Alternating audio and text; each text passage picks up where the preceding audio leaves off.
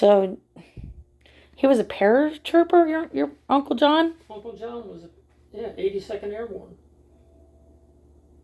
And what war was he in? He was in during the Korean War. Uh-huh. So he never actually went in the battle. My dad went in the battle. Yeah, you said that. He was in the World War II. I can't ever say it. World War II. With the Marine Corps. What the Marine Corps? The 3rd Raider Battalion. And he was a BAR man, which is like one of the top gunners. A BAR shot a 30 caliber bullet that was about as long as my hand. Each bullet. And it would shoot it like boom, boom, boom, boom, boom, you know. Mm-hmm. So if you were the enemy coming at him, he got you. And what island did you say he was on that he got shot? He was on the island of Bougainville in the Solomon Islands. I have never heard of that. I didn't. Solomon Islands is right off of Australia. Okay. And he had somebody, a Japanese, try to come at him, and well, he went ashore on a boat, one of those landing boats. Mm-hmm. And once he got in, where they landed him, there was nobody there to shoot at him. So he literally walked in to the island. Mm-hmm. And they got together and just went charging in to look for Japanese. And they came across a few, shot a few, and he said their little guns were no match for our BARs. So they were running from us, he said. And then they got into the island pretty farther than they should have been. And they wound up being surrounded by Japanese. And they're trying to fight their way out. And that's when they got in trouble. So where did it shoot him at? Him like it was in the head, or? It got him right. It hit the sight on the BAR gun, and the bullet split and half of it went down his throat and went right to his thyroid gland. Ugh. And that fucked him up the rest of his life. I'm pretty sure that if he had the same kind of, medical treatments as back then as we do now, he probably would have lived a lot longer. That's what Uncle John used to say. He said, if he would have had the stuff they have today, he'd still be alive. Most definitely. But, and I know Dr. Weems worked with him for years, and Donnie Weems worked with him for years. They gave him all kinds of medications. He'd be on a medication and it'd fuck him up where he couldn't think straight. So he couldn't even go into work for a week or so.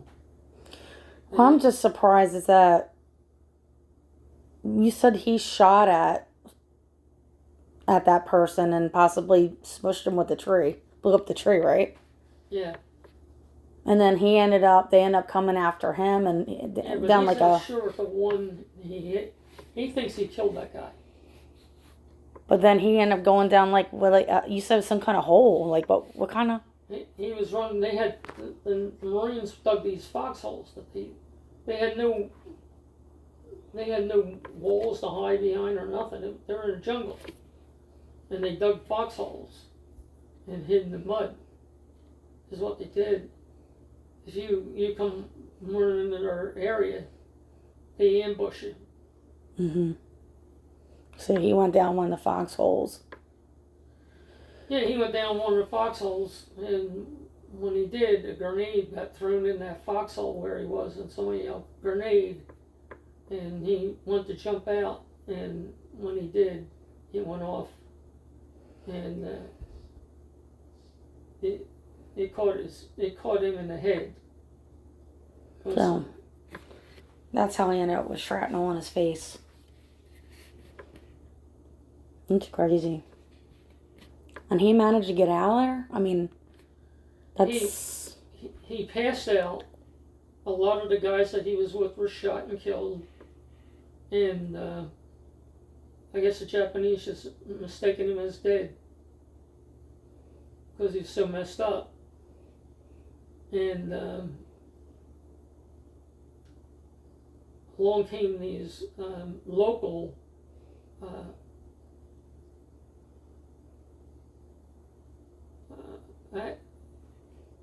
natives that lived there in the jungle.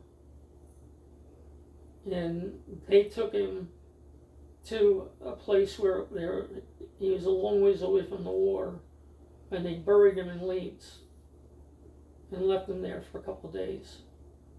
They came back for him, and they brought back army medics, and the army medics took him down to the beach, and that's where they patched him up and got him so he was able to walk, and he was able to walk aboard the ship. And he was on the ship that took him to New Caledonia, and he went to the hospital there. And while went to the hospital, they removed as much shrapnel as they could, removed as much of the bullet that went down in his thyroid as they could. But they couldn't do it all because they had a very limited amount of medical supplies aboard the ship. It was a medical ship, but it just wasn't equipped for... No, it's not like today. No. So they shipped him back to Bayonne, New Jersey, is where he went to the hospital there. And that's where they really went to work on him. They got him to the point that he and Mom got married. Mm-hmm. And he came back, he was so fucked up. My grandparents didn't think they were going to get married. They just thought he was just going to fade away and die. But he didn't. So he hung in there, and then he became a mechanic.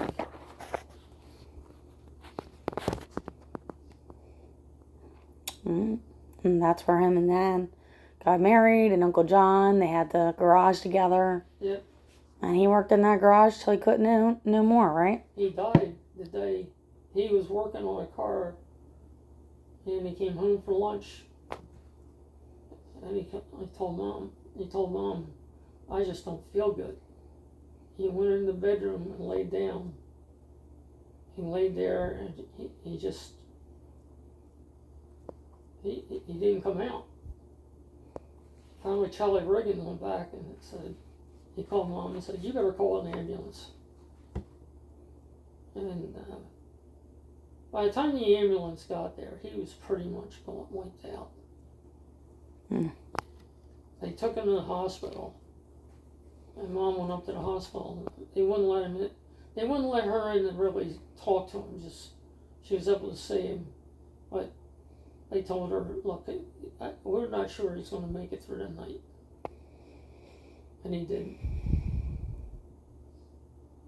I got called about noon that day that he had this massive heart attack, and that I needed to come home because they weren't sure if he was going to make it. Hmm. And about 2 o'clock that day, I think, they called Lynn. And I was on my way back from work. I said, look, I gotta leave. I don't know when I'll be back. But my dad is dying, and I gotta go home. So And when was that? that was, back in 1972.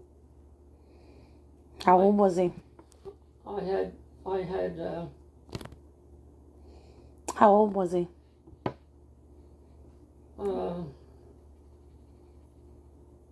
he's about 70. 70? I don't know if he was that